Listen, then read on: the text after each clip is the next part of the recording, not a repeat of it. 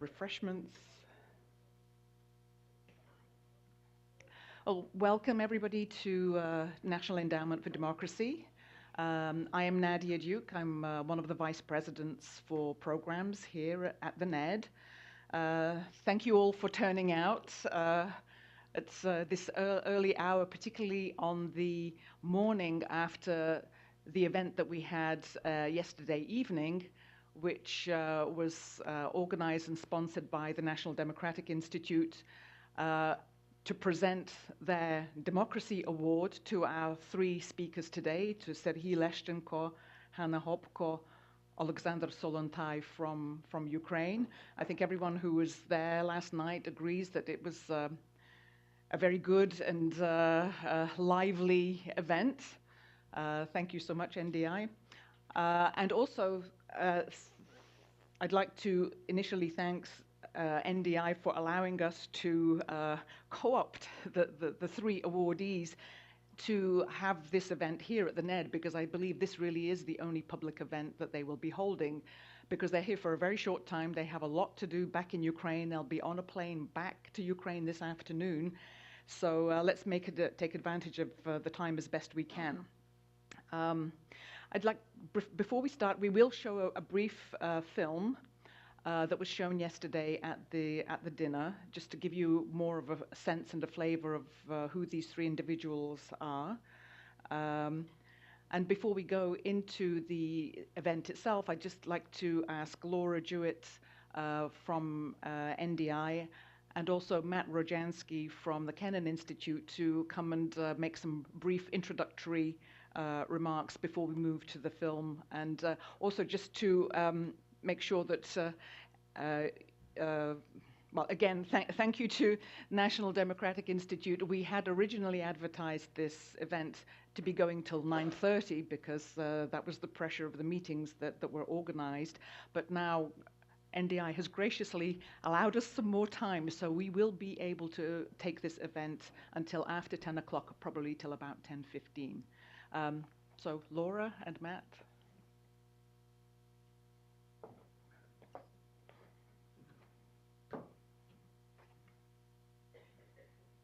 Thank you, Nadia. I'm Laura Jewett from the National Democratic Institute. To see you all this morning. I really want to thank the NED and the Kennan Institute for hosting this event. These are two organizations that have been central in Washington to helping us understand Ukraine and supporting Ukrainian democracy. Every year, NDI, like the NED, honors Democrats who have made a real difference in their country. And this year we had the pleasure of highlighting Ukraine, really inspiring Ukrainian activists. They are very impressive in their own right. They're very impressive. Oh, I hope you heard that. They're very impressive in their own right, but they're also impressive because they represent dozens or hundreds, probably thousands of other young people just like them who have decided that they need to engage not just in activism, not just in civil society, but in politics.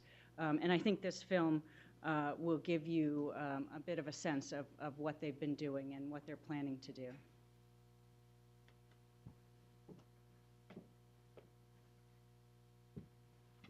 Well, thanks so much, Nadia, Ned, and Laura, and NDI.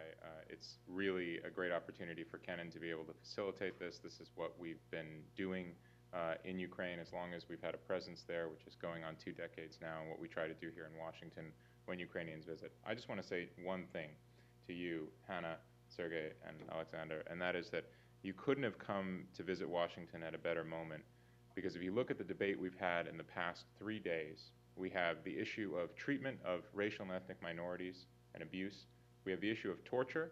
And I just read this morning that members of our Congress are proposing to reinstate the right to vote by absentee, which you might be familiar with from your RADA from past years.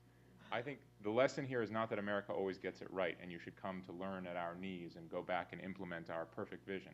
The lesson is, how do we debate these issues? How do we air them publicly?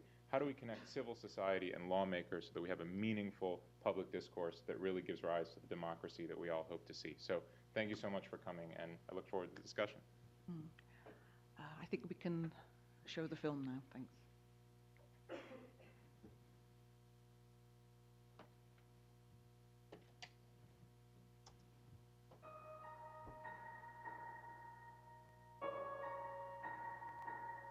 In this moment, Ukrainian has a second chance in 10 years to be independent and democratic.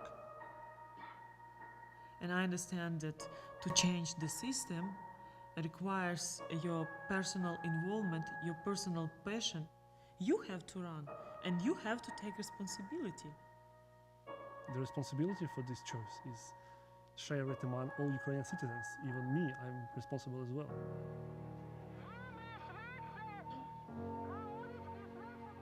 When Euromaidan started, everyone, including perhaps the protesters on the square, thought that it might be a short protest. It took a lot of courage to confront authoritarian rule. It took courage to participate in a demonstration. A whole community was created. Food was provided. There were legal services and medical services, religious services, kind of a civil society that was created there. The demonstrations were peaceful until there were attempts by the government to clear the square. There was beating of protesters. The water cannons were being used as a way to freeze people off the square. Then ammunition was used, rubber bullets and live bullets. More than 100 Ukrainians were killed in the course of the protests, most of them in the last days before the Yanukovych government fell. A new country, a new Ukraine was born there.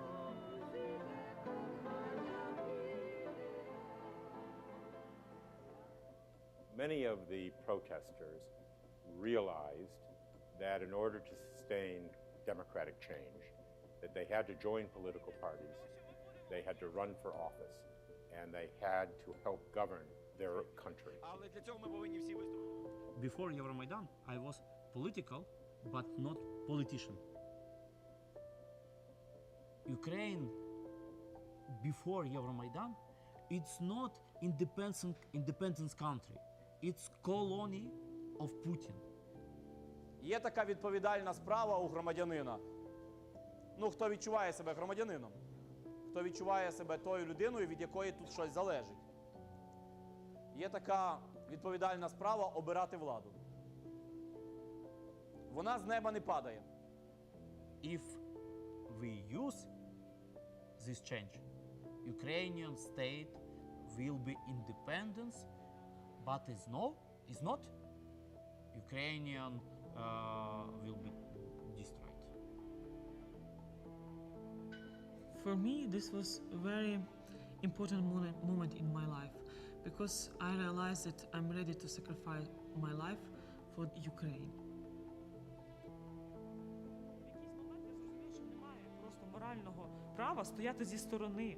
Тобто гідні люди не повинні боятися цієї брудноти політики. Вони повинні брати на себе відповідальність, жертвуючи своїм часом. I wasn't 100% sure that I'm ready for the politics in Ukraine because I had no experience. When I look at my 3 years and a half daughter, I understand that this is not my decision. This is my obligations and responsibility to run in these parliamentary elections. And it's really very important for Ukraine not to blame somebody or Putin or former regime of Yanukovych.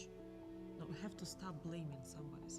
We have to start working hard and be very smart and not waste our time on some talking. And now, in the year 2014, they got their chance. Або на парламентських виборах за партію регіонів. Тому треба цю відповідальність ділити всім. І мені в тому числі, тому що кожен громадянин, коли йде на вибори, він робить вибір, який визначає не лише, знаєте, там, долю одного політика, він робить вибір, який визначає долю всієї країни. During Maidan, people demonstrated absolutely new quality of thinking, of understanding the processes in politics. And I can say that it was like born of civil society in some sense in Ukraine.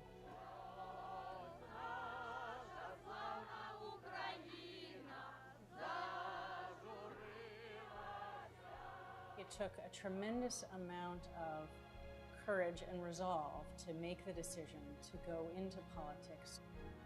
Despite the challenges of foreign occupation of territory, despite the ongoing conflict of Russian-backed separatists, this is perhaps the last best chance for the country to secure genuine, long-lasting democratic change.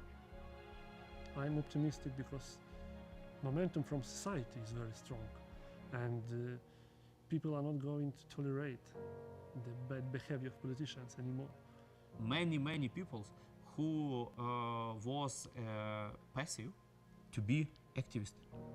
This is just the start, the first step of building the new Ukraine. There is a hope in Ukraine. This is the new generation of state builders and change makers.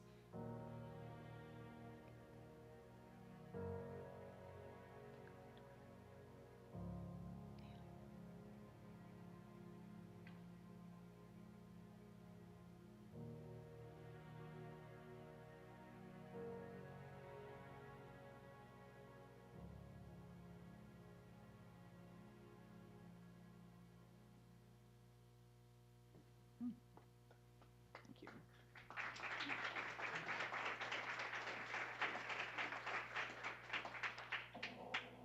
I could invite our panelists onto the podium.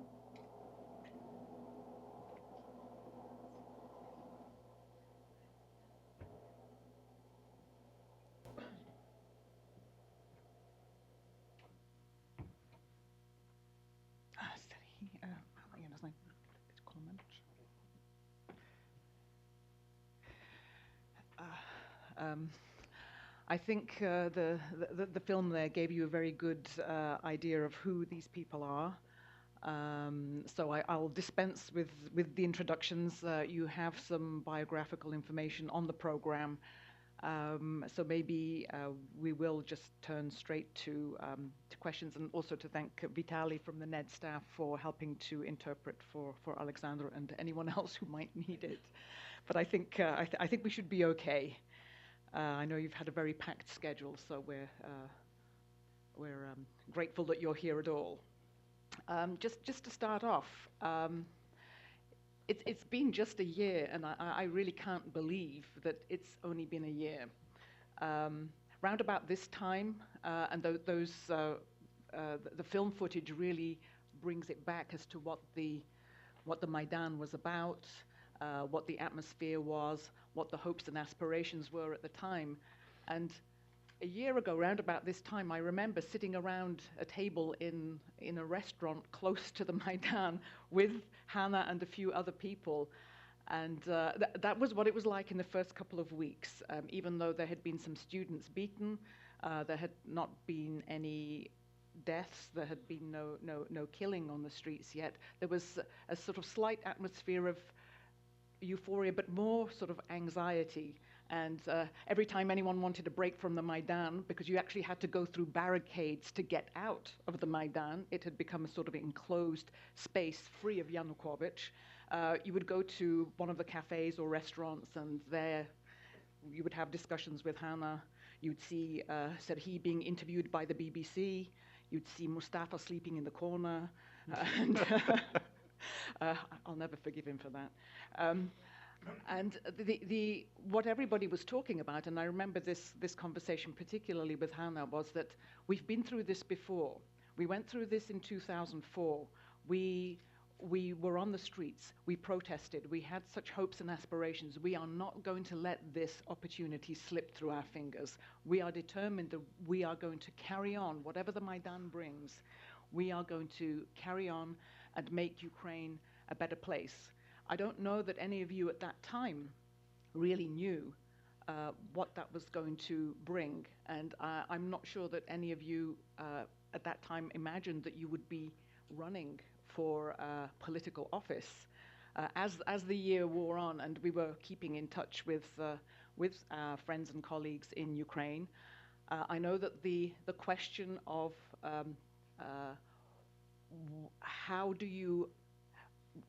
what do you have to do to actually bring about change in the country? And the question of politics was coming up all of the time.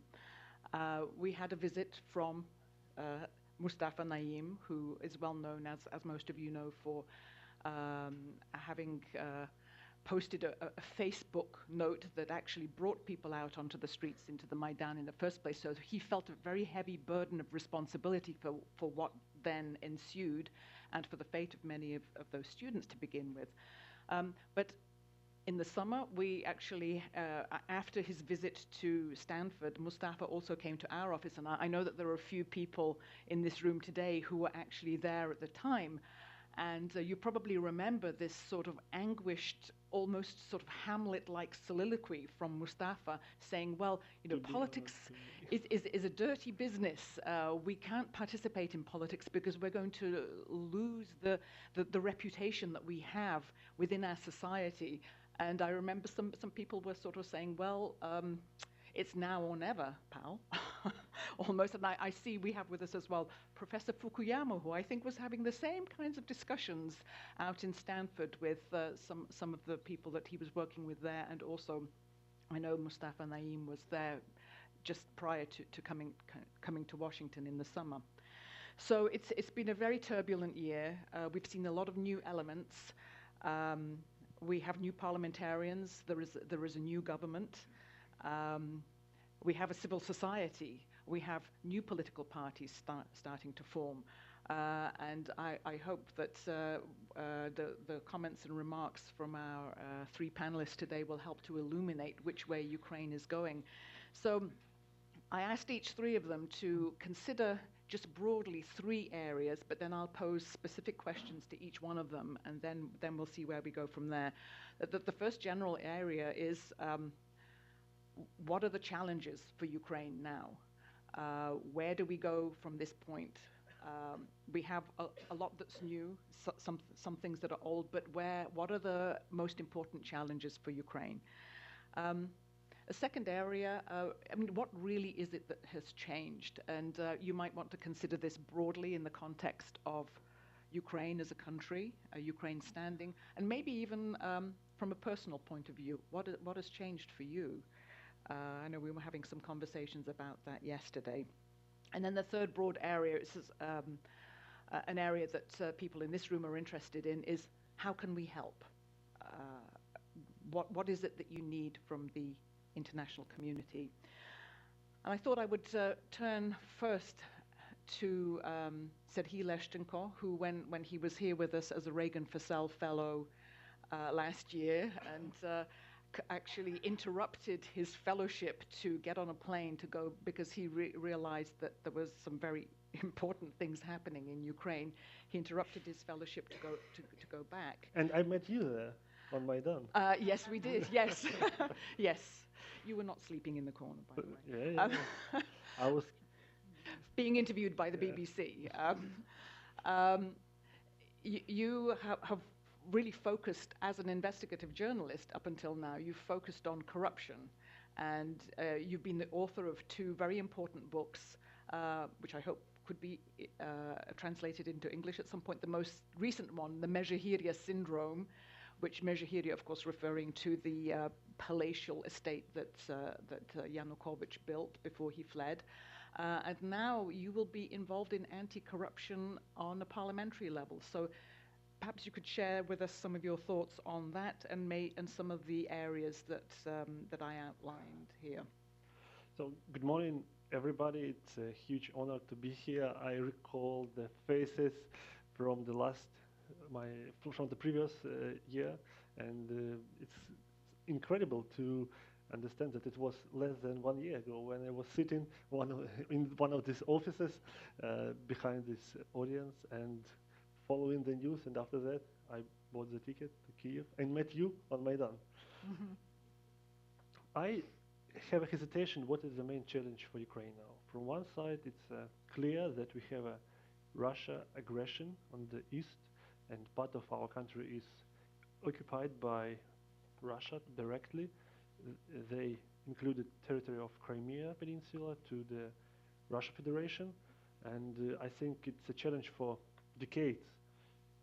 It's quite difficult to imagine how to address this challenge now because Russia does its best to include the society of Crimeans to Russia society, and they're quite successful in this.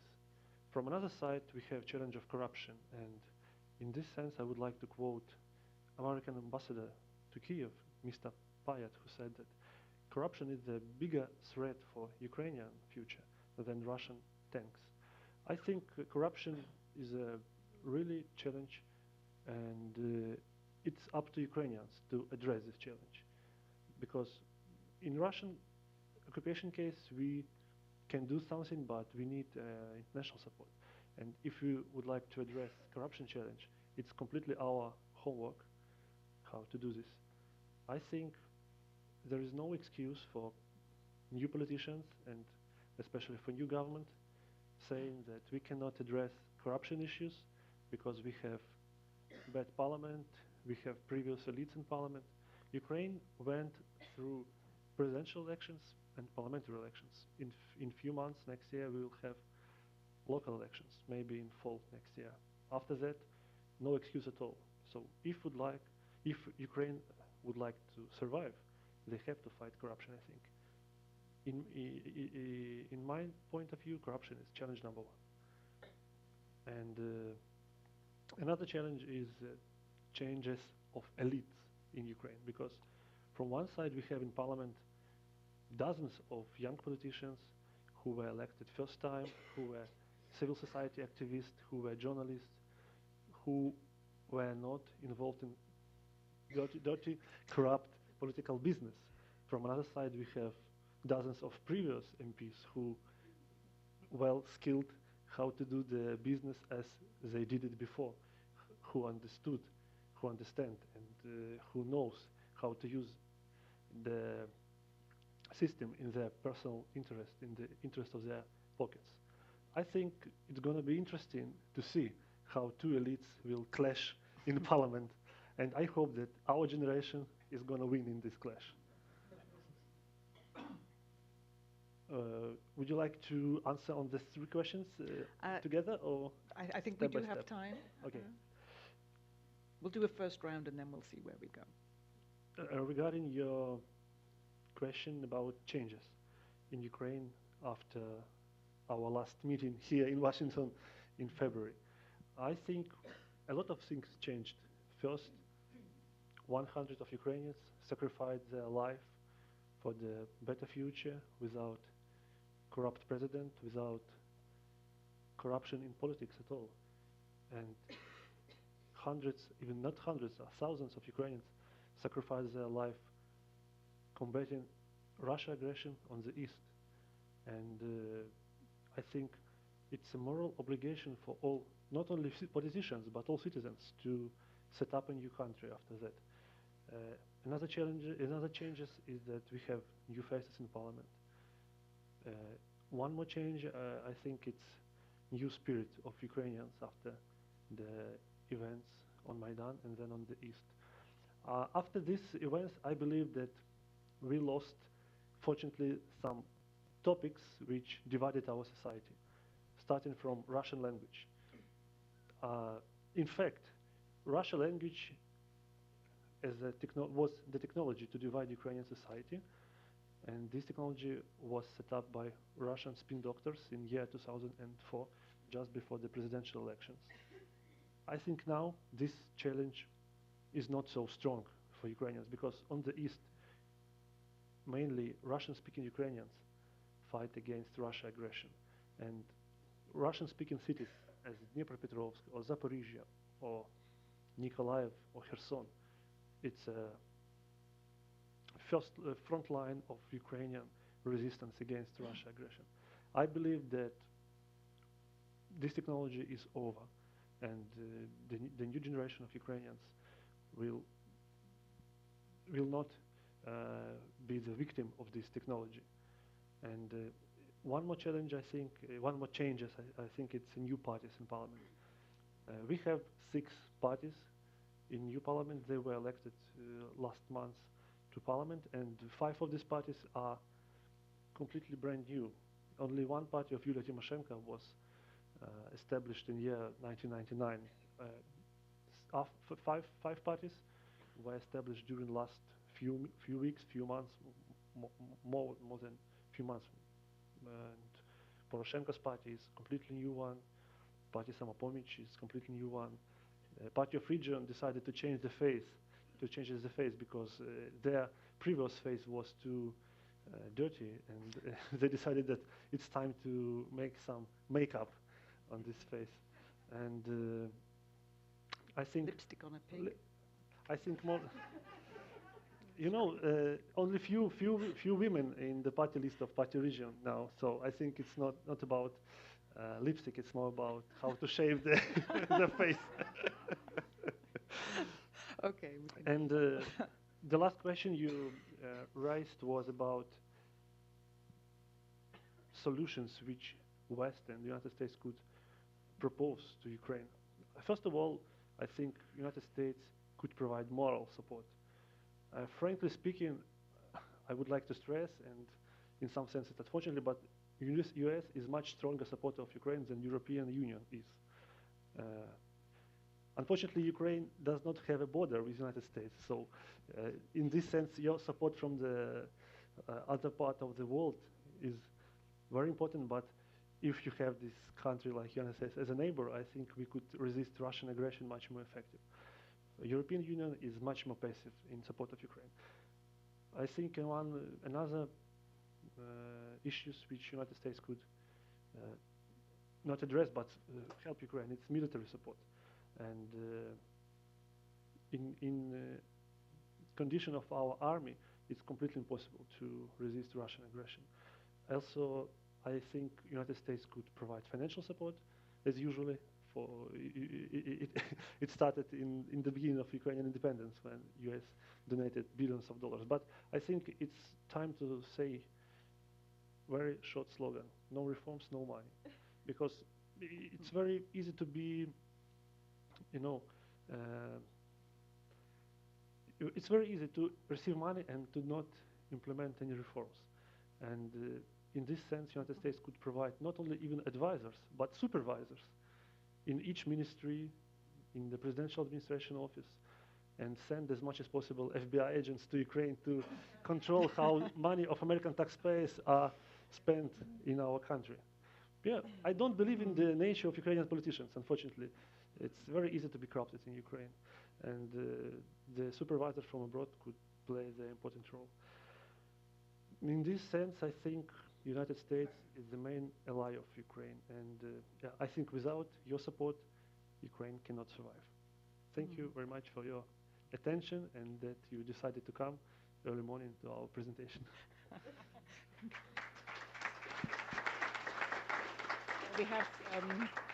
We have great hopes for you in the Anti-Corruption Committee.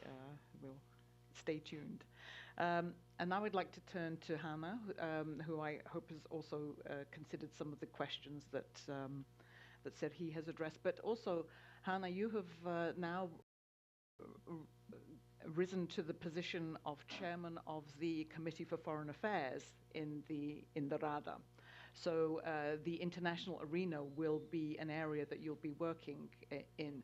So please, again, share your thoughts on what you see might be the next steps for this committee, in particular for Ukraine's relations with other countries, and also if you have some comments and thoughts on the previous questions that we were considering here. Thank you, Nadia, and thank you, everybody.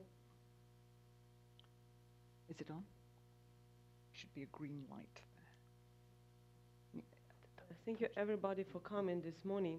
It's a big pleasure and honor to be here today with you, and to share the information about what's going on in Ukraine. So, as all of you know, that we formed a pro-reform coalition in the parliament, and also we have government. And this Friday, we will be ready as an MPs to see the presentation of our government of program of development of Ukraine. The big issue now is the budget 2015, And answering on the questions about the challenges in Ukraine, I would like to consider all the challenges as an opportunities. Because if you start thinking about challenges, it makes you very unhappy. So better to think, to consider all these challenges as an opportunities. First, after annexation of Crimea and the real war in the east, Ukrainians start thinking about how to strengthen Ukrainian army, what to do, how to clean the fifth column representatives in Ministry of Defense and other important institutions of Ukraine. And definitely we need your support, military support to make Ukrainian army more stronger because we don't know and Putin is very unpredictable and his plan is not just the east of Ukraine.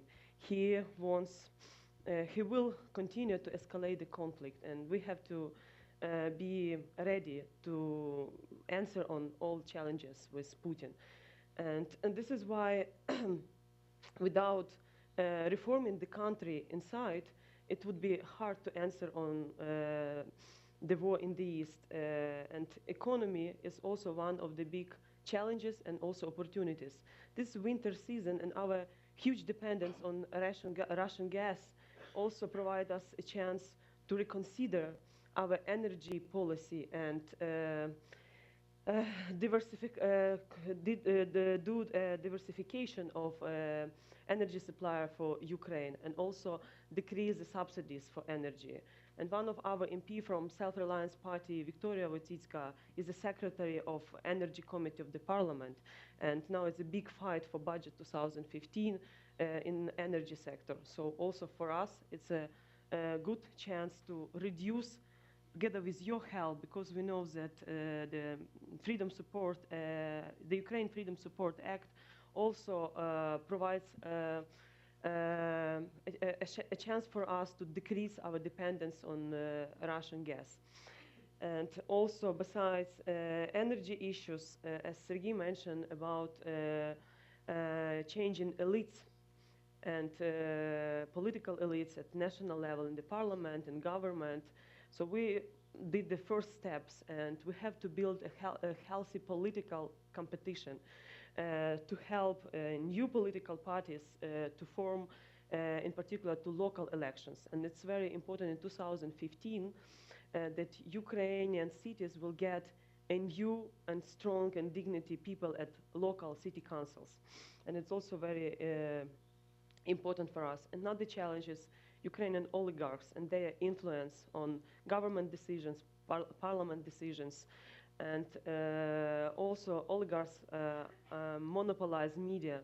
And we have to support public broadcasting in Ukraine. And it's also one of the important issues to answer on information propaganda that Russia doing against Ukraine inside of the country and outside. So using our partners abroad, we have to build our strong outreach campaign to deliver the truth, because our key and fundamental instrument, this is the truth, no propaganda like Russia uses every time against Ukraine.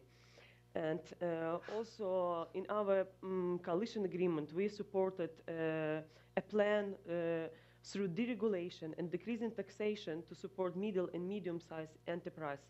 And it's very important to help the middle class to grow up in Ukraine.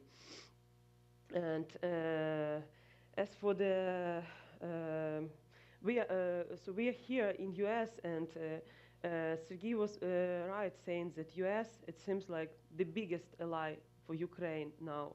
And we depend for 100% for your support now to guarantee that short protest, as it was mentioned during the movie, that continues now. So now we are fighting against the system, the old post-Soviet and oligarch system in Ukraine. So the biggest fight for real change in Ukraine, for building the new Ukraine, is going on every day in committees, in the parliament, in government, and it's very important you support this because we depend on money from United States now. We know the budget deficit, and Ukraine is about default situation. So this is an opportunity to reconsider our policy and start doing reforms in Ukraine. And you have to insist on Ukrainian government, Ukrainian parliament, and president. We have to build our common and one strategy of development of Ukraine, our plan of reconstruction of the country. You could say this Marshall Plan or just plan to Ukraine, because now we have coalition agreement with 70 pages. Government will present their program of development of Ukraine. Presidential administration has national strategy 2020, and we have to be united by one vision and one plan of activities to answer all these challenges.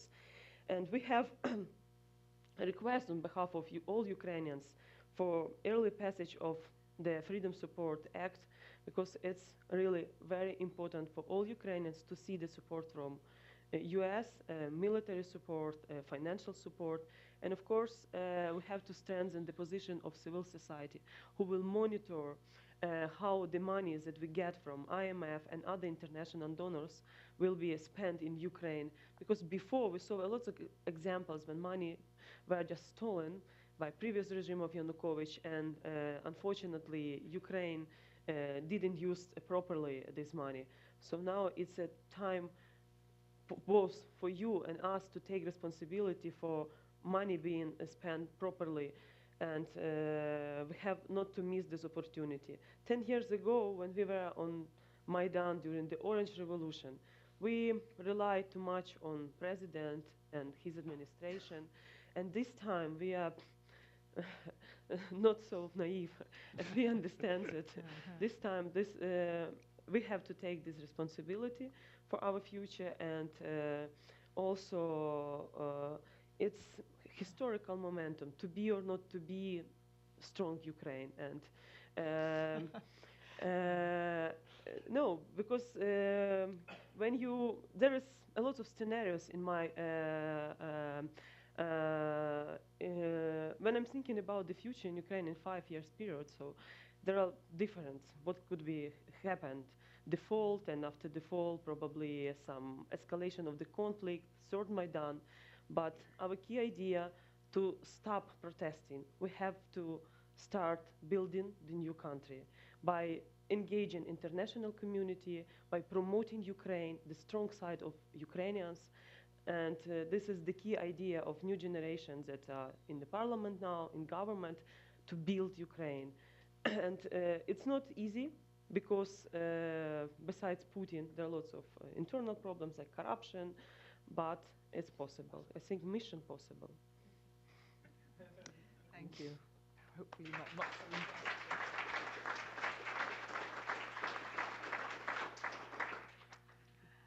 I'd like now to turn to Alexander, who actually did go on, was a candidate for the parliament, but was not successful.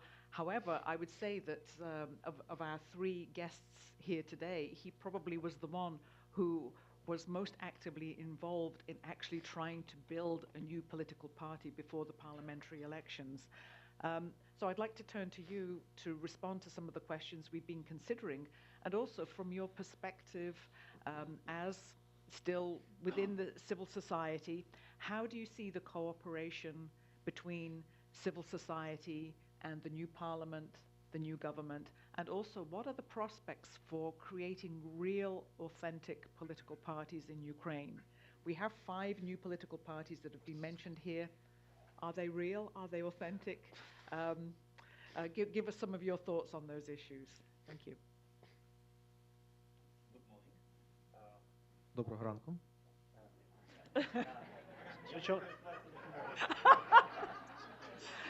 Vitaly, you're the one who does it in English.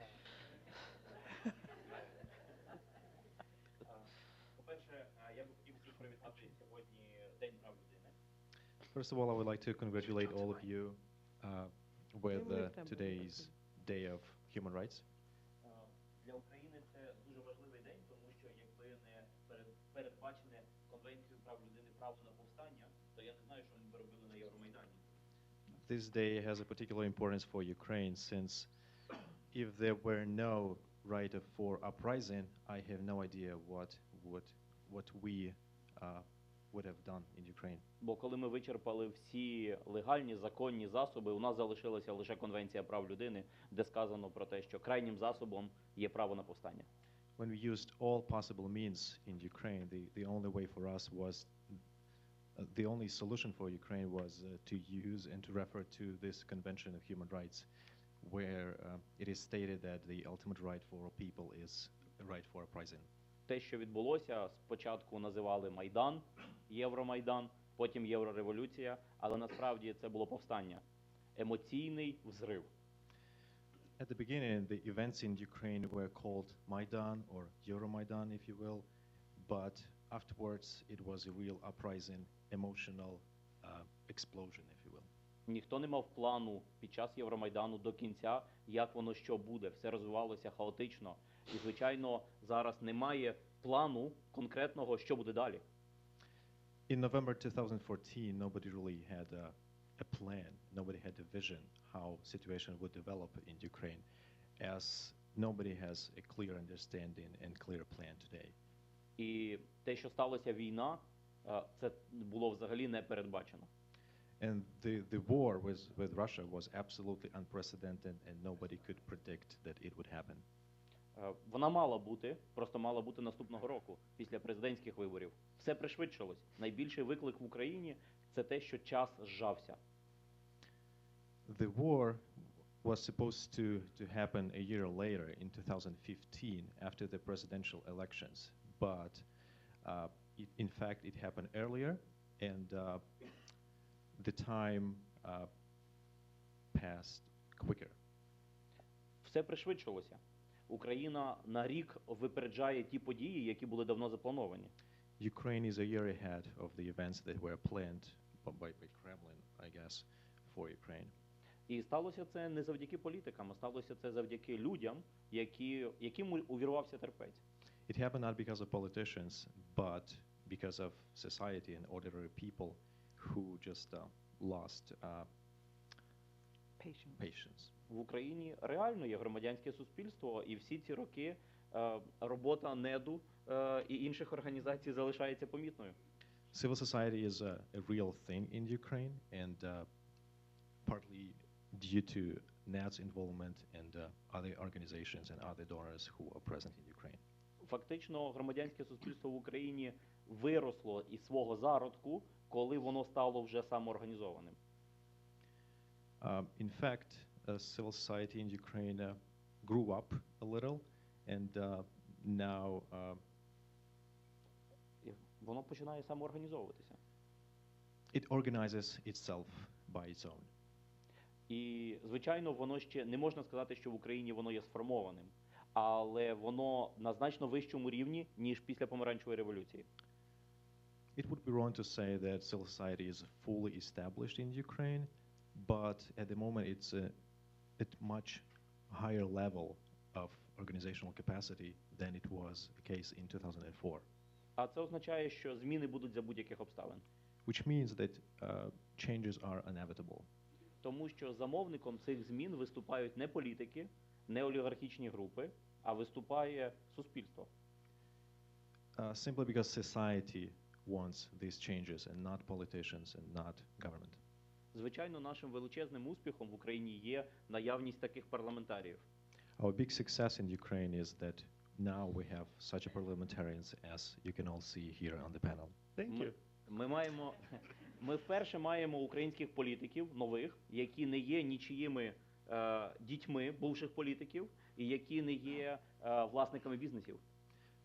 Probably for the first time in modern Ukraine's history, we have parliamentarians who are not children of other parliamentarians, former parliamentarians, and who does not own any business. Їхні батьки є порядними українськими громадянами, які виховали достойну молодь. Their parents are simple, ordinary Ukrainians. І таких депутатів є багато. Мова йде про близько 40 чоловік в теперішньому парламенті, 10%. And there are many more parliamentarians like Hanna and Serhiy. There are about 40 of them in the current Rada. В їхній особі ми зараз маємо шанс на реформи. Because of their presence there, we now have a chance for real reforms in Ukraine. Якщо з цим шансом вони не справляться, то суспільство народить нових політиків. If they lose, the society in Ukraine, some new politicians will emerge from the society if this people lose. Але ціною їхньої поразки буде не тільки їхня особиста невдача. Це будуть нові жертви для України, нові загинувші люди. But in this case, we'll have new victims, new casualties in Ukraine. Путін очікує, коли в Україні впаде євроінтеграційний настрій, коли стане настільки голодно, що люди відмовляться від Європи. Putin expects that Ukrainians lose this European spirit and that Ukrainians will be so hungry, meaning so poor, that they will give up the European integration ideas. Російські війська не просуваються далі не по тій причині, що не можуть, а по тій причині, що буде народний спротив. Не військовий, а народний. Партизанщина. Russian military forces are not moving forward in Ukraine, not because they cannot physically do that, but rather because they are afraid of severe peoples opposing. Тому його задача виграти битву не на фронті, на Донбасі, а в Києві. Зробити так, щоб реформ не відбулося. That's why the ultimate goal of Putin is to win not in Donbass by military means, but rather in Kyiv and to prevent reforms from happening. Тому наша битва головна насправді в Києві, в парламенті, в уряді, навколо президента, навколо рішень, які приймаються. That's why our main goal and main battle with Putin is not in Donbass, but rather in Kyiv, in the parliament, in decision-making process, in the government. Це є внутрішній фронт, а є ще зовнішній. This is in our internal front, and we also have an external one. Ми добре розуміємо нашу відповідальність, але війна, яка є між Україною і Росією, це світовий конфлікт. Ми добре розуміємо нашу відповідальність. We understand it, we fully understand our responsibility, but the ongoing war with Russia is a world crisis. Сполучені Штати, Великобританія, Росія були гарантами української безпеки. The United States, Great Britain were guarantees of Ukraine's sovereignty. Україна була першою країною в світі, яка відмовилась від ядерної зброї. Ukraine was the first country in the world who gave up their nuclear weapons. І зараз фактично зламаний не тільки український кордон, зламаний світовий порядок. And in fact, not only Ukrainian border was broken, but the world order. Тому те, що це ми не просто просимо світової підтримки. Ми вважаємо, що світ повинен бути на стороні України. І в першу чергу Сполучені Штати і Великобританія, бо це їхній обов'язок. We do not ask for world support in our situation, but we think that it's the world's obligation to be on our side in this crisis, and first of all by US and by Great Britain, because they guaranteed our sovereignty. Світ давно став глобальний. Одна санкція Сполучених Штатів Америки додаткова робить більше, ніж 10 озброєних нових українських батальйонів. The world is global at the moment, and therefore one additional sanction imposed on Russia is more significant than 10 new Ukrainian battalions. Українську армію повинні ми збудувати всередині країни самі. We need to build our army by our own. Це наша відповідальність. Але міжнародна підтримка – це відповідальність, якраз на яку ми розраховуємо. And this is the building of army is our responsibility, but the support we expect from the world is actually support us in this military conflict. І це в першу чергу не американські війська, а це в першу чергу інструменти впливу. And first of all is not American boots on the ground, but rather imposing new sanctions, I guess. Yes. not only sanction. В найближчі дні буде розглядатися важливий документ для України. In a few days, the Congress will discuss a very important draft. В тому числі від мозгів, присутніх в цьому залі, залежить доля цих документів. And also, all of you can be involved in this process and can help with passing this law.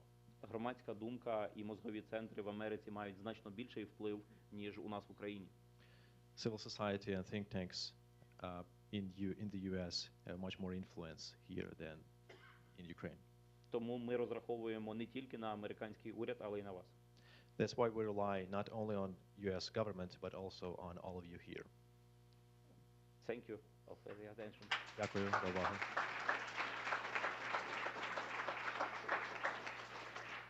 Thank you so much for sharing all of your thoughts on these very important issues for Ukraine and reminding us of our responsibilities too. I'm sure that there are a lot of questions that our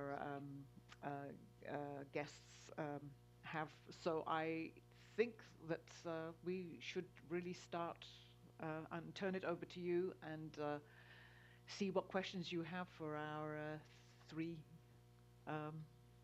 Ukrainians here. Yes, starting here, in the second row. Please identify yourself, and also if you have a question for a particular member of the panel, please address it to them. George Kent, U.S. State Department official, once and future diplomat in Ukraine. Currently senior anti-corruption. Yes, it's working. Yeah.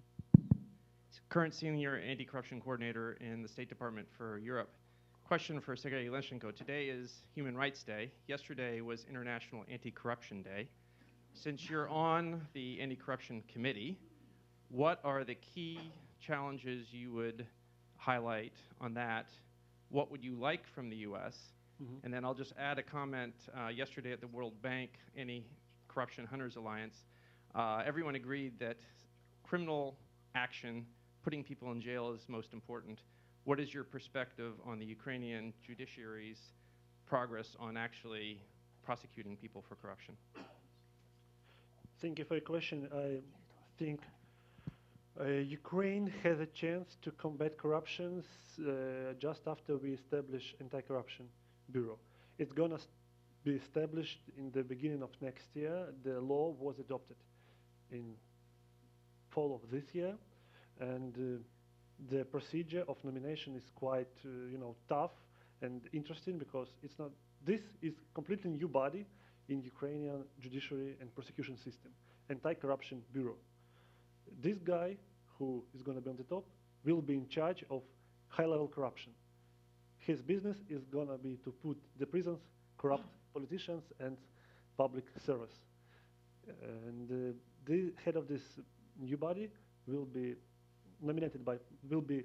appointed by parliament after the nomination by president, and before this is going to be selective committee, and 3 persons from parliament, government, and presidential administration will be nominated to the selective committee.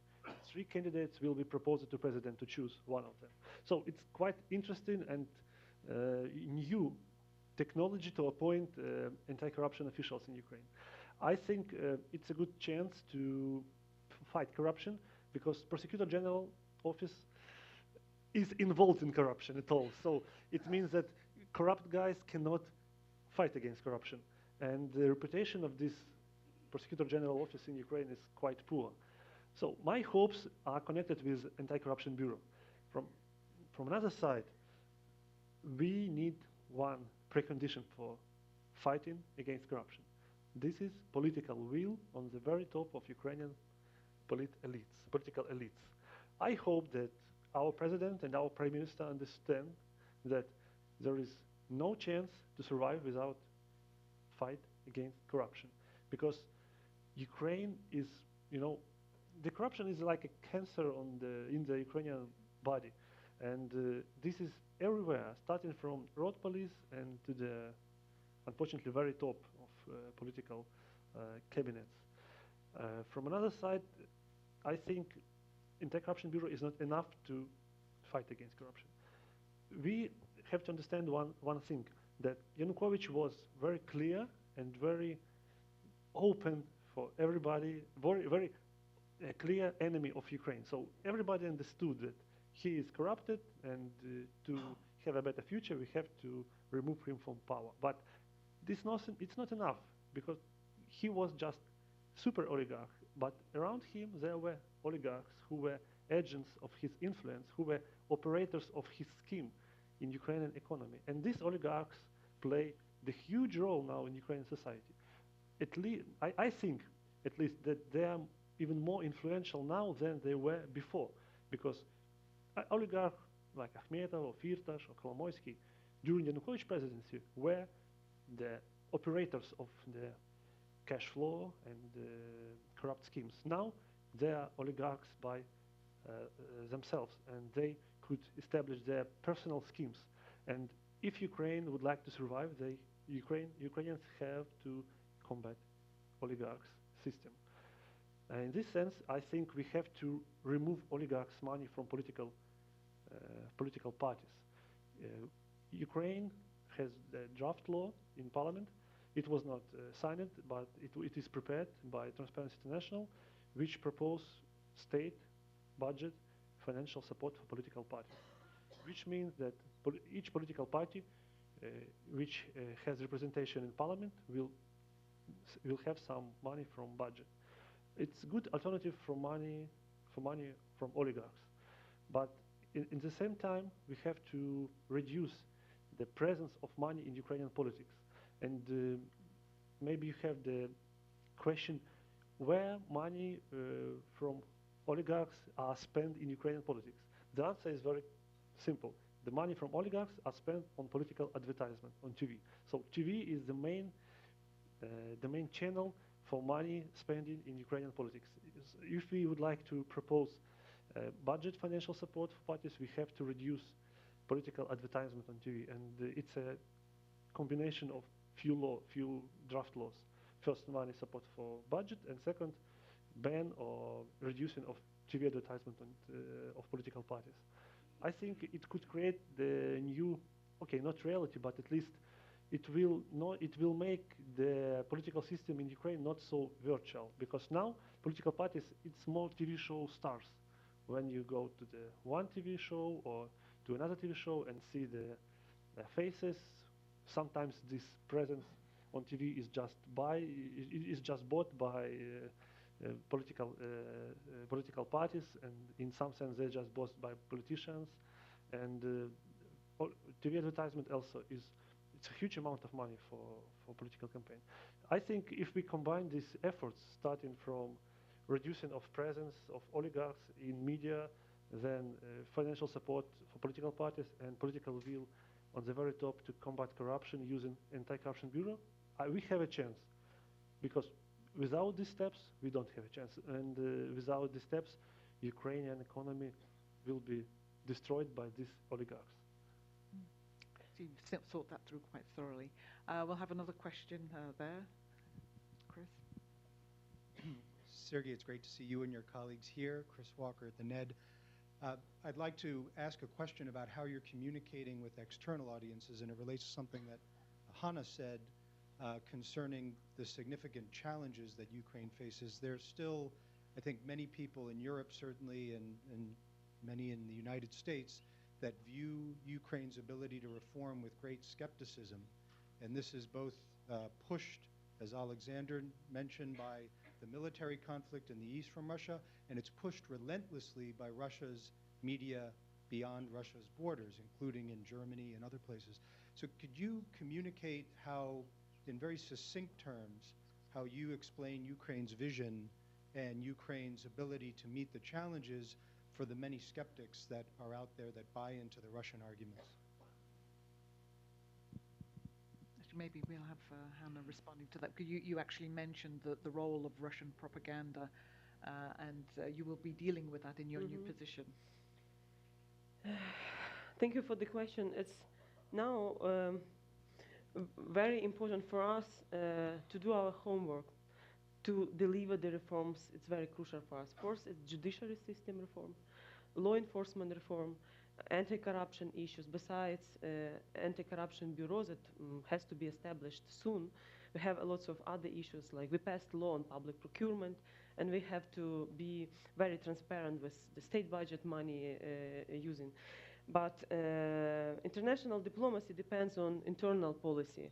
If we're successful, so we could promote our achievements with the fight of corruption, judiciary reforms, because when we are talking with international companies who was ready to invest money in Ukraine, now they are hesitating. They are just expecting to see some real steps towards reform in Ukraine. So, but besides, we have to build our network of allies abroad in key strategic centers like Berlin, Strasbourg, Brussels, London, Washington, work harder with Ukrainian diaspora and different think tanks groups to promote to promote Ukrainian strong sides. And also, it's very important for us to reconsider our representatives of Ukrainian embassies abroad, to make our policy more proactive and systematic, to deliver the key messages of Ukraine to international press, to conduct more probably culture events and different type of events in European Parliament, in Congress in США, invite people to Ukraine. For example, next week there will be three congressional delegations to Ukraine, and our committee will have a meeting. We have 10 MPs in our committee to discuss the agenda of cooperation. It's very important. The same these days, some of our MPs are in Brussels, presenting the situation in the East. Because in this movie, we cover just a part of the situation in Ukraine, the Maidan.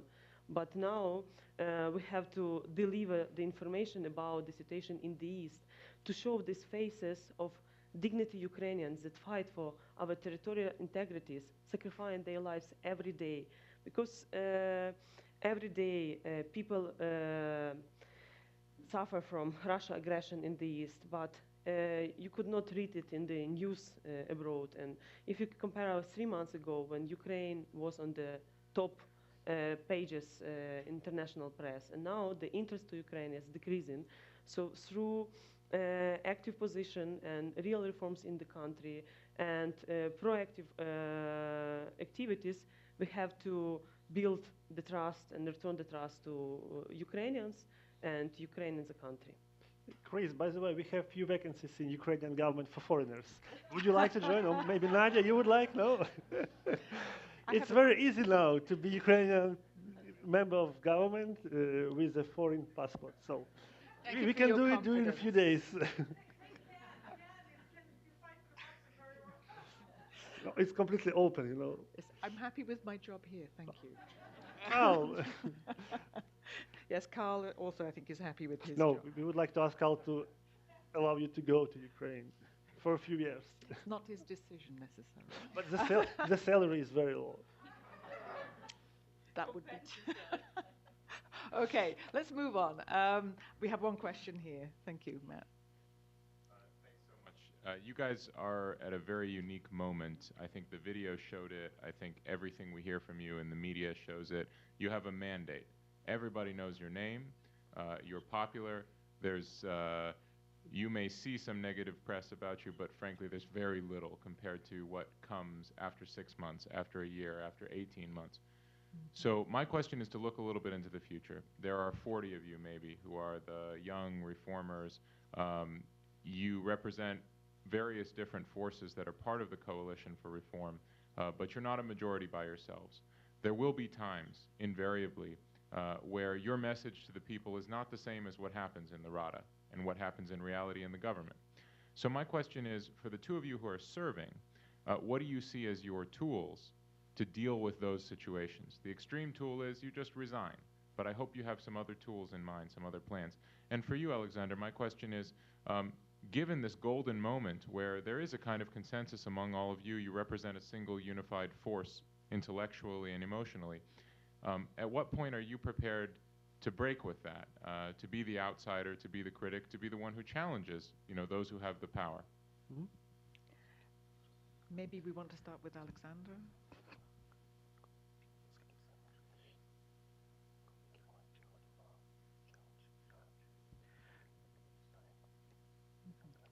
Я тоді таки довідповідаю на то запитання, про яке пані Надя. I'll continue answering the questions that Nadia asked before. Я балотувався на цих виборах від політичної партії «Сила людей». I ran to the parliament as a member of newly established People's Force Party. Це не політичний проект і не команда кандидата в президенти, що є типовим для української політики. It is not only a temporary project or prospective presidential candidate team. На нашу думку, українську політику і українську державу неможливо змінити без побудови таких простих і зрозумілих в політиці інституцій, як справжня політична партія. To my mind, it is impossible to build new Ukraine without establishing such a simple institutions as starting with political parties.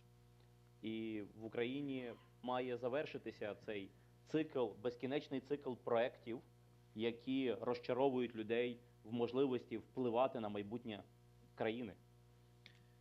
And the cycle and the existence of temporary political projects should be ended soon. В Україні є частина громадянського суспільства створене. Є громадські організації, є молодіжні організації, є благодійні фонди. The civil society in Ukraine contains civic associations, youth organizations, благодійні фонди, правозахисні організації, charitable foundations, human rights organizations, спільноти підприємців, органи самоорганізації. Associations of small businesses. Але для того, щоб в Україні громадянське суспільство відбулося до кінця, бракує місцевого самоврядування і політичних партій. But in order to have fully established civil society, we need two more things. First is effective local governance, and second is real political parties. Колись ще казали, що в Україні бракує активних громадян, волонтерів, але зараз вони вже є. Not so long ago, people also said that Ukraine lacks active citizens, but it's no longer a case. На відміну від попередніх періодів, учасниками всіх процесів за останній рік було більше мільйона українців. Over 1 million Ukrainians actively participated in all events over the last year. Тепер вся ця енергія соціальна має побудуватися в структуру в суспільстві. Це, на мою думку, є в широкому значенні місцеве самоврядування, а для меншої групи людей справжні політичні партії. All this energy of people participated in the events, in the recent events in Ukraine, should evolve in something more structurally organized, which is political parties and local self-governance. Я для себе визначив це пріоритетом роботи. For me, I decided that this would be a priority of my work. Я і члени нашої команди не ставимося до тих людей з громадянського суспільства, як зайшли до парламенту, як до конкурентів, яких потрібно в найближчий час буде змінювати. Ми до них ставимося як до тих людей, які є провайдерами змін, яких потрібно максимально підтримувати. I and other members of my team do not treat newly elected parliamentarians as competitors, but rather as providers of reforms, and our goal is to provide help from our side. Чим більш успішнішими будуть вони, тим якіснішою буде підготовка до наступного кроку в розвитку політичної системи в Україні. The more efficient they will be, the more high-quality Ukrainian politics will become. Також ми розраховуємо, що вони відкриють дорогу новій політиці.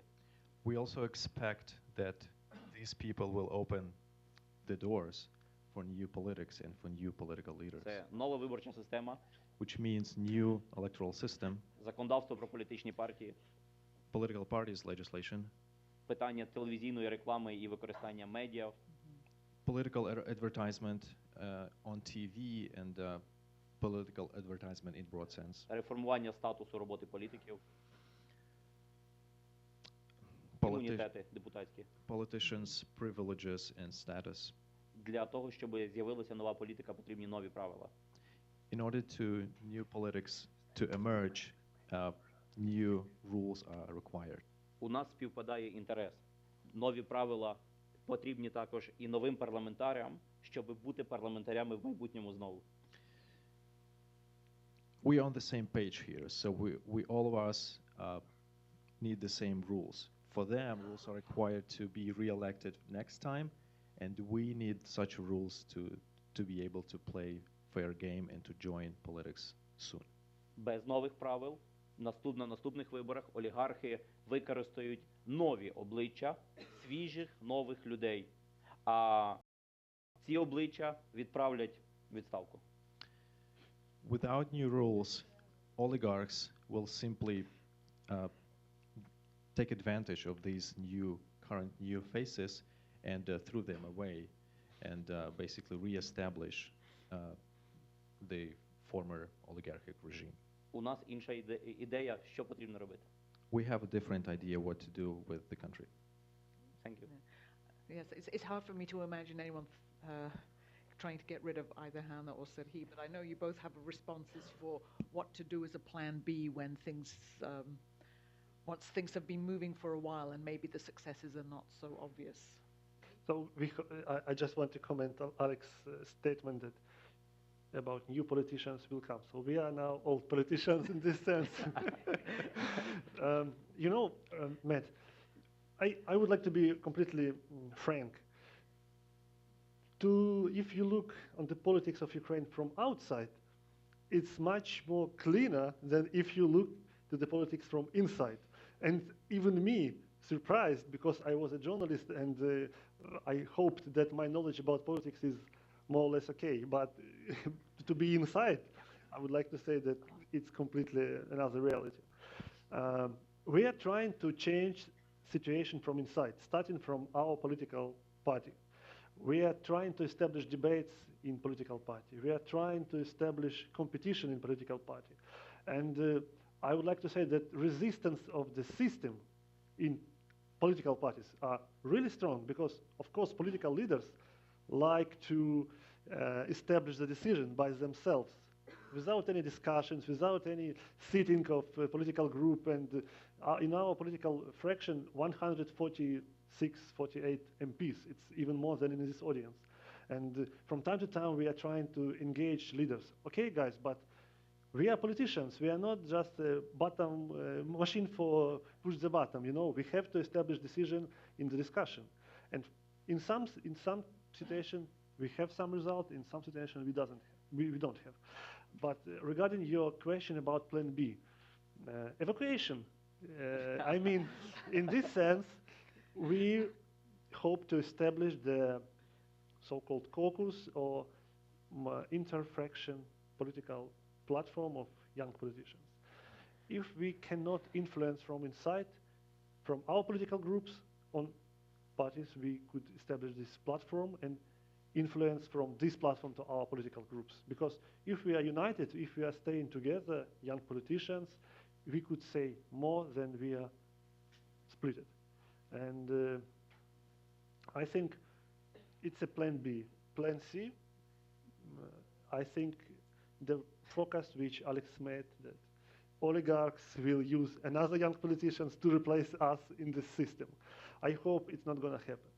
And our power, okay, not power, but our political will be enough to break the current consensus of old political elites.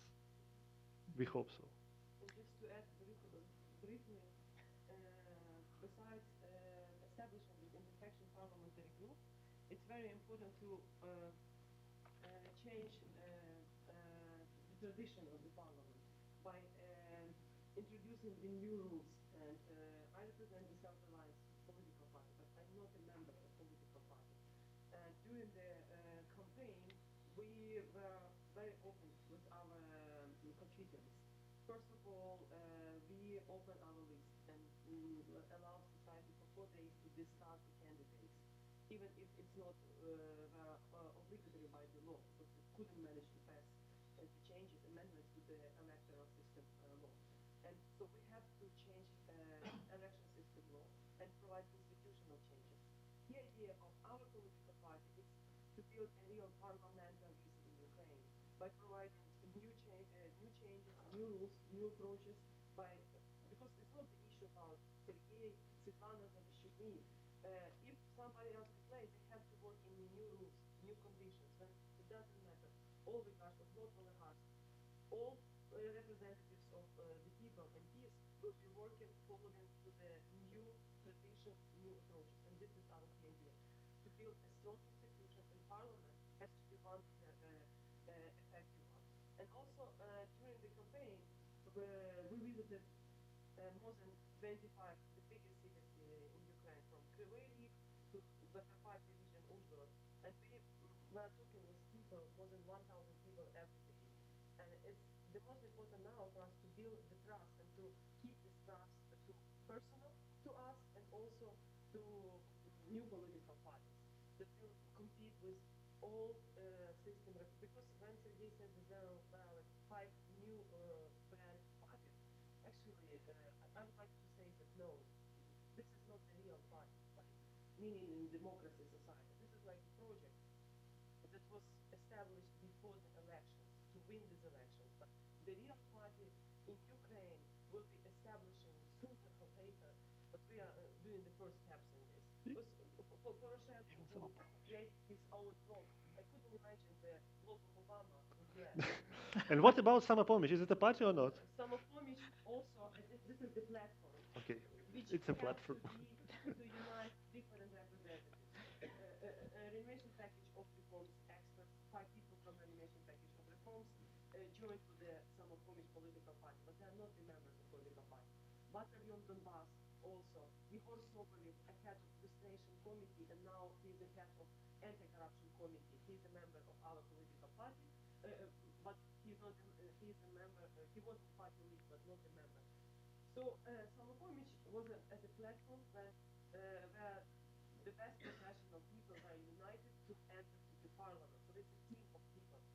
And when I mentioned the people, Ukrainians, during the campaign, they told us that if you submit some legislation and there will be enough support, we are ready to come to the parliament and support you. So this links to the real society.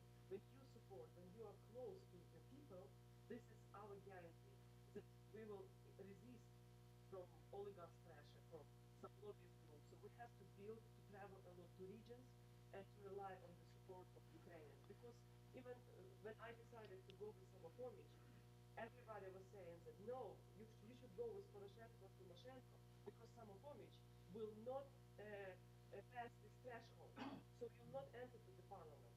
I say, I'm ready to lose this campaign, but to stay with the people I want to select to this platform. So, and a lot of politechnology says that Samopomich is the big sensation of this election. But it's not a sensation. This is an expectation of the people, demand for real changes. And it's really very important for us, first, to follow our principles, to be very professional, and to deliver, to be the change makers and drivers in the parliament. By submitting the legislation, people expect judiciary system reform. It's one of the most important because the demand for justice in Ukrainian society is one of the highest. I just make one short comment. It's my favorite metaphor.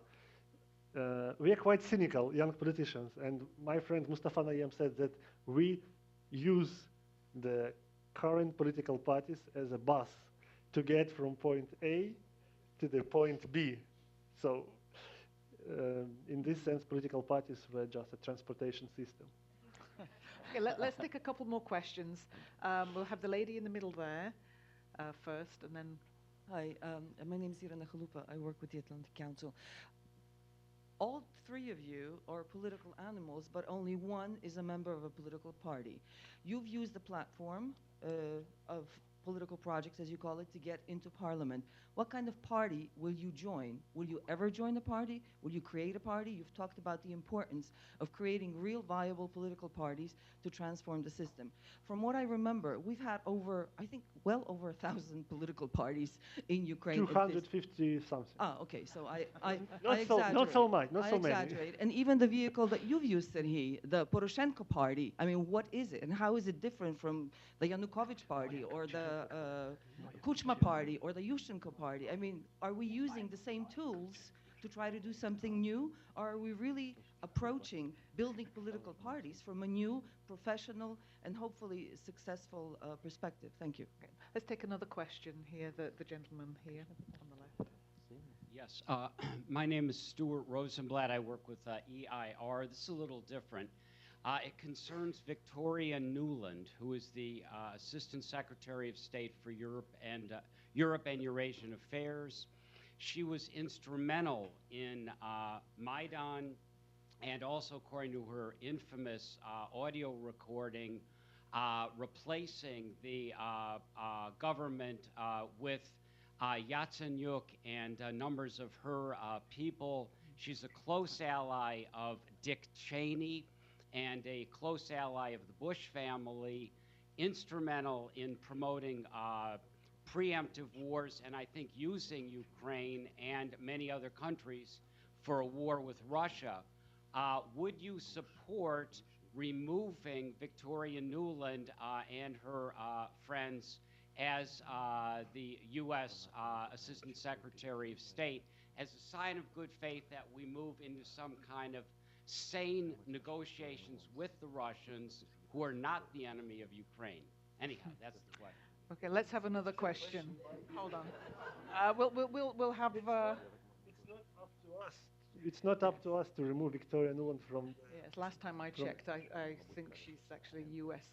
official. U.S. official, and it's up to not us. Ukraine. But the letter U is in the beginning of Ukraine and U.S., but it's another country. Okay, let's take one more question, and then I think we'll have to the lady down here. Hi, my name is Anna Dillon, and I'm working for the Church of Scientology National Affairs Office here in D.C. We have a lot of people in the Ukraine, and I have personal friends in the Ukraine, so I deeply care what's going on there. All of you mentioned a little bit about civil society, but my question is mostly to Hannah, because she spoke the most about propaganda is happening on both sides right now, and it's all about, right now, what we're doing is all about the future. I think it's not just for 5 years ahead, but it's which country are your kids going to grow in, basically. And so my question is, what can be done from bottom up in the society? Not just from top down, how to reform civil society, but what can actually civil society do right now? Because I heard from our people on the ground that people right now there are much more cooperative with each other. They want to do something. They want to do something efficient and collaborate as much as possible. So what fields can they collaborate in? What can they do to help you and young politicians like all of you are? And what can be done, basically? What do you think? Okay, I think that really has to be our last round of questions. So in making your responses, this will be your final opportunity to address this audience. And maybe, Hannah, we can start with you. Answering your question, of course, the dignity revolution has to turn into the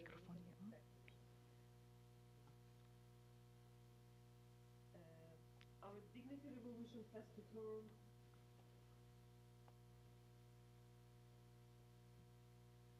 It doesn't work. Dignity revolution has to turn into the effectiveness, efficiency revolution. So strong civil society, self-organized group everywhere in each region has to monitor local budgets. This is one of the most important. Also has to take part in increasing the capacity of local people to making the local governments accountable. At national level, we have to first, civil society has to be, I don't know how to say in English, Damocles match. Sword of Damocles. Yes. Under the new political parties, old political parties everywhere in government and government, presidential administration, parliament. So the role of civil society is very crucial right now. First, they have to monitor all international aid and how it's being used in. Besides this, we have to build strong think tank groups because we are lack of this very professional analytical group, especially in preparation of economic issues, energy sector, because we have a lots of advocacy-oriented groups that when the laws are ready, they know how to advocate, how to lobby, how to build coalition, how to work on media advocacy. But real think tanks, this is something that Ukraine is lack of, but with the support of your centers, and we spoke with Matt and other institutions here, that we have to establish state one or not state on private one. But even now, when we consider our taxation system or deregulation, there are lots of discussion how to do, how the best and the most effective way to Ukraine. But we have to, our civil society has to be professional one and be more working on preventive, not just when something happened and then just trying to avoid this worst scenario. And by preventing, I mean that they have to propose agenda for government and also as election system changes and other issues. So this is dense. And also political party, a real one, has to build the grassroots movement that supports local districts assemblies. It's also, because there are lots of people, like 1 million people, participants of Maidan. They have lots of motivations to be a part of the change in Ukraine. So Ukrainian government has to build a dialogue, explaining the society about reforms, because it seems like last 8 months or 10 months, Prime Minister and President didn't spend a lot of time to explain what's going on with reforms, and also at an international level. We have to explain international community what we are doing in different directions, energy, and to raise the support by providing this public awareness outreach campaign, and it's also very important. So I think you have. Yeah, I have mine. Starting the question about society, civil society, I think civil society is the good, it's the best place to prepare laws which is going to be implemented by and voted by parliament. I would like to say one example. In previous parliament, there was MP Andriy Shevchenko in Partia Batkivshina, and I asked him how many advisors he used to have. He said, no one, because I used the proposals prepared by NGOs, starting from anti-corruption NGO, then Institute of Mass Media, and so on and so forth. So I think he was one of the most successful MPs among young MPs in previous parliaments. In this sense, financial support of Americans and Europeans provided for NGOs then is implemented in Ukrainian legislation. It's one of the successful examples, I think. For instance, public of information law was adopted under the strong pressure from media society and from NGOs, proposed by this guy, Andriy Shevchenko, and now it's part of Ukrainian legislation. So in this sense, role of NGOs is crucial. And me personally, I'm going to be close partner of anti-corruption center of anti-corruption initiatives, which is one of the prominent center in this area of interest. Also, we would like to use reanimation package of reforms proposals and mass media information institute proposals. I think in some sense, we do not need to have even these law advisors. We just have to be the best implementers of this proposal prepared on the kitchen of NGOs.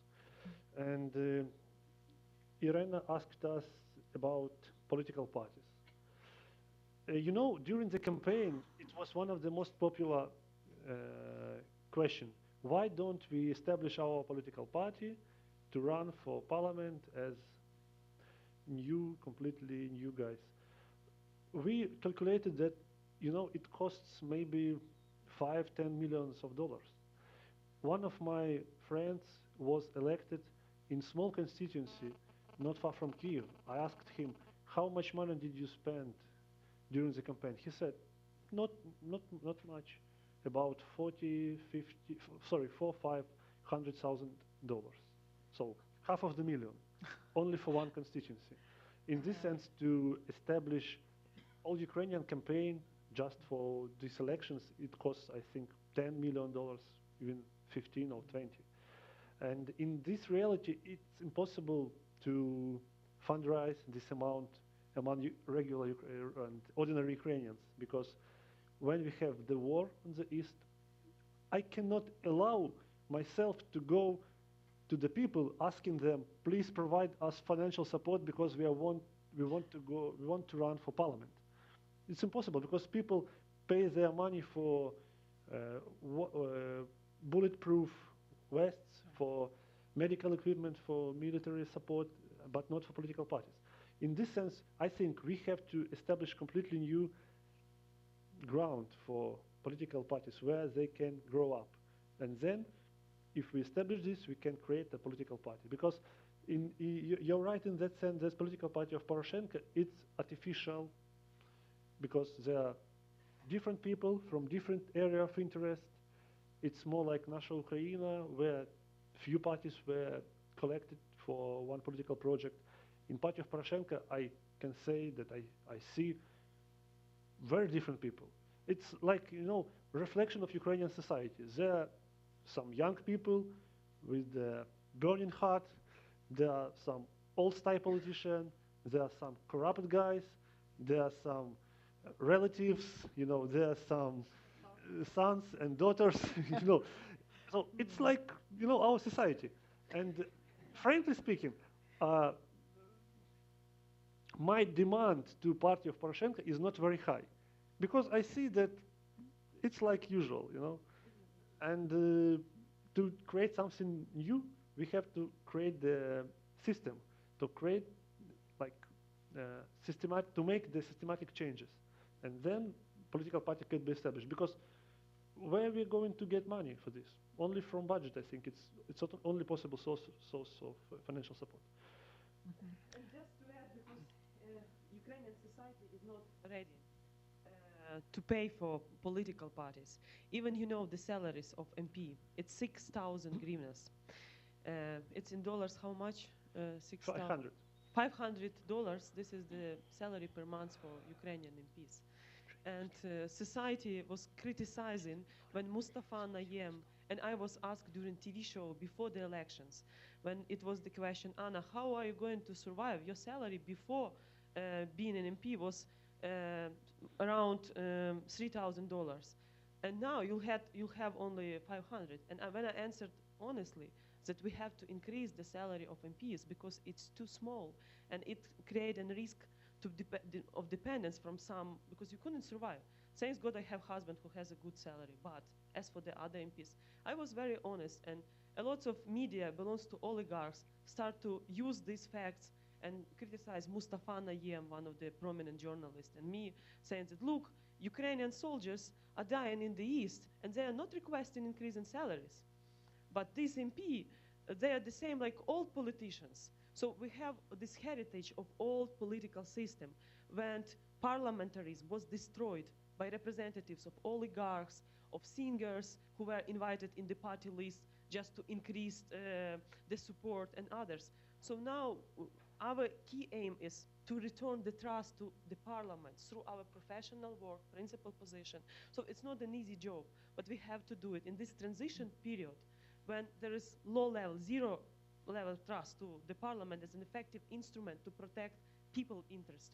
So we are like pioneers who doing the first steps to return the trust, and when we succeed with reforms, only after that we could start talking about increasing salaries because now it's not an issue.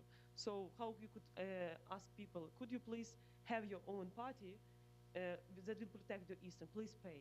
We have to solve the most important problems in Ukraine, and then I think we'll give the final word to Alexander. If you can be fairly brief, we're running out of time now, but I'll give you the final word. Пані Ірине, я би хотів сказати, що питання дуже на часі. Потрібно починати. Швидше почнемо, швидше будемо мати якісну в Україні політичну систему. My answer to Irina, first of all, the situation, so the questions you raised are very important at this particular moment. And the faster we start, the faster we'll get good results. Я згоден з колегами про те, що на даний момент суспільство не готове. I agree with my colleagues that at the moment society is not ready. Але хтось повинен суспільству сказати про те, що є така можливість. But somebody has to say the society that there is such an opportunity. Розказати, як воно буде функціонувати. To tell how it will function. І власним прикладом показувати інші правила. And by own example to show new rules. Щось подібне ми взяли як собі як план. Something similar we took as a plan for our political force. І стратегічно починаємо з місцевих виборів, які будуть наступного року. And strategically we start with next municipal elections that are supposed to be held next year. Важко назбирати на ресурси фінансові на повноцінну виборчу кампанію в парламент, але в місцеву раду цілком реально. It is very hard to collect financial resources to run successful campaign to the parliament, but to do so for municipal elections is more easier. Чесних політиків потрібно виховувати з місцевого рівня. We need to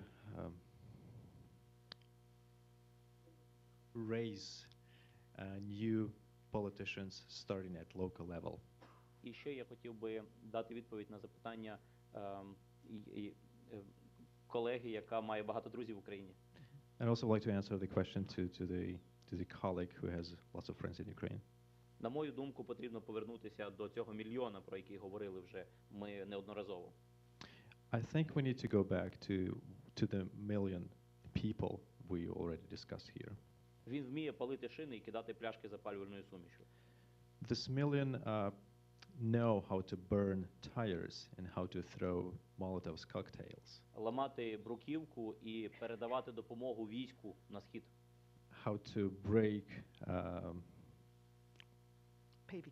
pavements and how to collect resources to support military forces.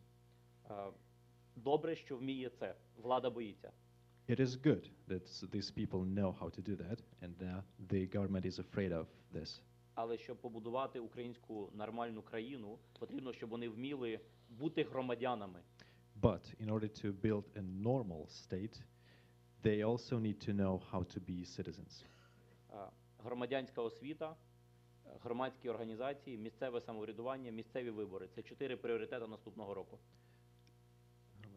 Громадянська освіта, Civic education, місцеве самоврядування, local self-governments, це and local elections. Місцеві вибори – це місця, де вони можуть себе реалізувати. So these are the places where these people can realize themselves.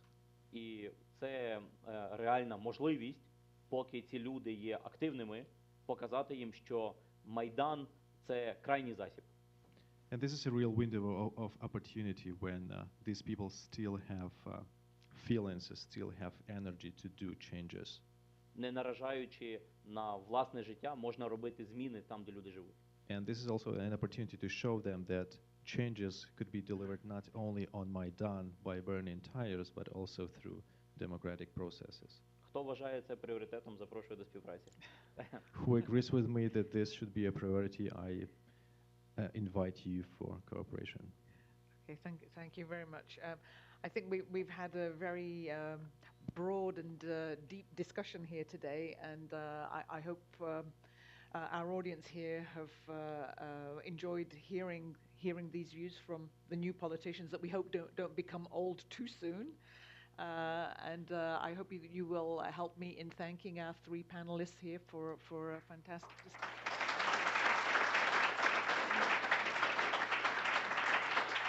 Thank you all for coming and bearing with us until the later time. Thank you so much. It shows that there's an interest in this subject.